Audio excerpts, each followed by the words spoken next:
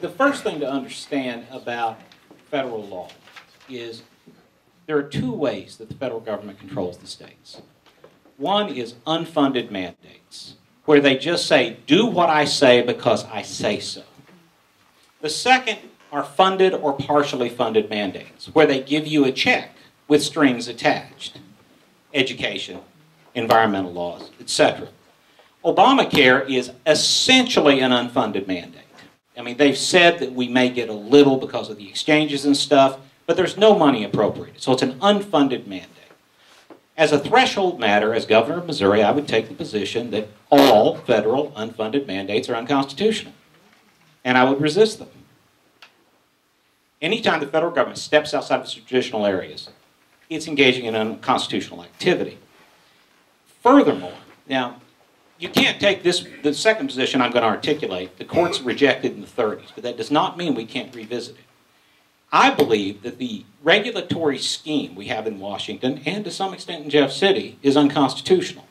It's a delegation of the power to make laws to people that aren't voted on by the people. That's not a Republican form of government. It's something else. And so I would take the position that all regulations that come out of DHHS with respect to Obamacare are unconstitutional intrusions, and we would test them. And we would delay. Now, all of these, of course, are based on the assumption that Obama wins re-election and we're stuck with it. Obviously, if it's fixed by Republicans, we will have had a good discussion tonight and talked about a wide range of issues. But assuming the worst-case scenario, this is why I turned your attention to medical marijuana and sanctuary cities. Because, again, I don't agree with the goals, but those are very effective nullification techniques because they're delaying. They are, when really pressed, pretending to comply but not complying. They're going around the regulations with a different scheme. And so it is, in effect, an example of the states behaving like teenagers whom the federal government walks by and says, clean your room, and they say, okay, and they don't. And they walk by and say, clean your room, and you don't. And so it's a more sophisticated legal strategy than that. But essentially, that's what we would do, and we would wait Barack Obama out. Can I do a quick follow-up? Would that eliminate the EPA as well, because they're doing more regulations than any other branch? Are you talking about all the federal management and all the, I mean, you want to start with creating a list of the bureaucratic decisions that are hurting our lives. Where do you cut it off with what the state is obligated to comply with? Your question's a good one. The EPA is one of those partially funded mandates. The EPA has vast power, but almost no enforcement personnel.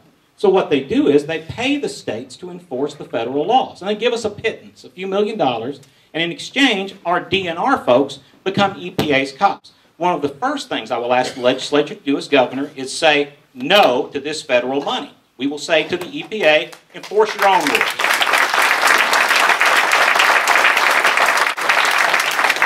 But that's how you have to draw the distinction between funded and unfunded. We can do the same thing in education. Keep your own money and we'll pass our own rules. But we've got to start that plan, and we've got to do it very conscientiously and very publicly. Why don't you say goodbye to the folks?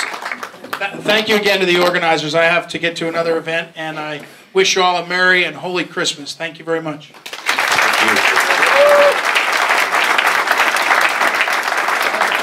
Senator Lembke wanted to give a quick follow-up on that. Yeah, I'm glad that, that Bill mentioned the idea of, and we worked on this in the Senate this last session when the federal government was trying to send us, more of the stimulus money. Okay, myself and Senator Nieves and a couple of our colleagues stood up for weeks every time these bills came in front of us and filibustered them. All right, said send the money back. We don't want it. They don't have it. Okay, they're borrowing it from China. Okay, they're borrowing it from our children and grandchildren.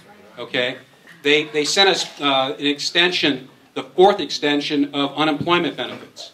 Now, I realize that we all know somebody that's unemployed, or we all have a family member that's unemployed. It's a very difficult thing to do, to stand on that Senate floor and say, send the money back. Okay? But, sooner or later in this job, you've got to be able to say, it's the people's money, right?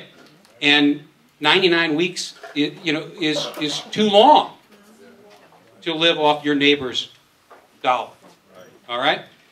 So, as far as unfunded mandates, the problem is all the states, including Missouri, we're all hooked on the heroin, folks. All right? We don't have to do these programs, for the most part. That's why this issue is such an important issue, because this issue is an issue where they said, yes, states, you are going to do it. Okay? You don't have a choice.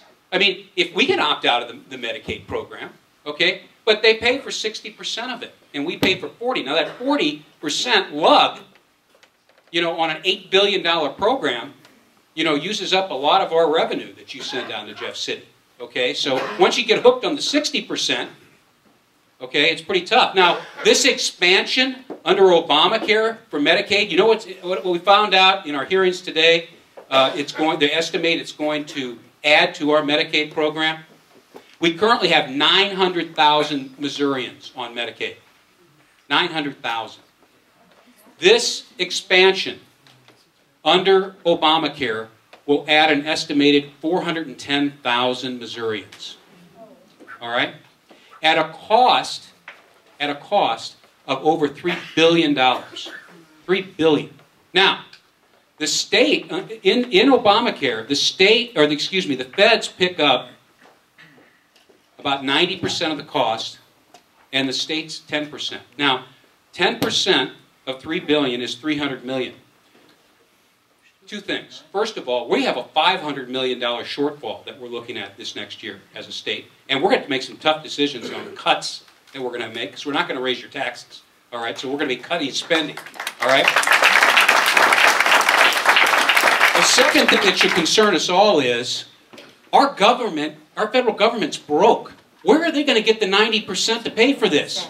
Does anybody out there believe that they're actually a year, 2 years, 3 years down the road, they're going to say, oh, we don't have the money. But you've expanded your programs. Here's a new entitlement, right, that everybody's used to, and then what does the court say? The courts say, well, the public is already used to having this benefit. You can't see that's what got us into trouble with these other social programs that expanded government on a large scale. The point is, this is the right issue for us to be standing the ground, and drawing the line in the sand. This is really the issue, and I can tell you that myself and colleagues in the Senate and those that I saw in this hearing today looking at, should we establish a state exchange? It's a direct, it's a direct piece of Obamacare, okay? I can confidently stand here today and tell you Missouri will not be establishing a state exchange. Woo!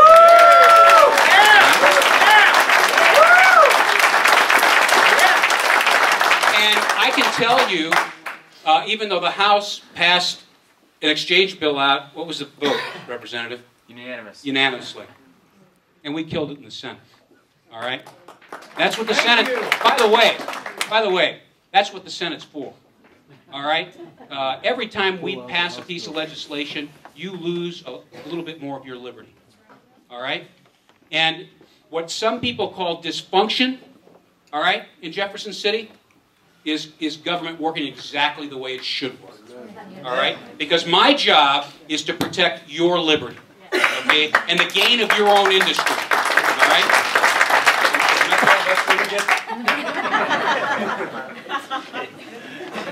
Getting wound up a little, Jim. Yeah.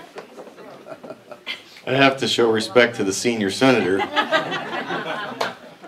I just have to say this. There's a small example of nullification that has happened in the Missouri legislature, even, I forget exactly how many years ago, but during the time that Jim and I have been there, and that was on the issue of real ID. Yeah. On the issue of real ID, we just simply said no. It's a very simple word.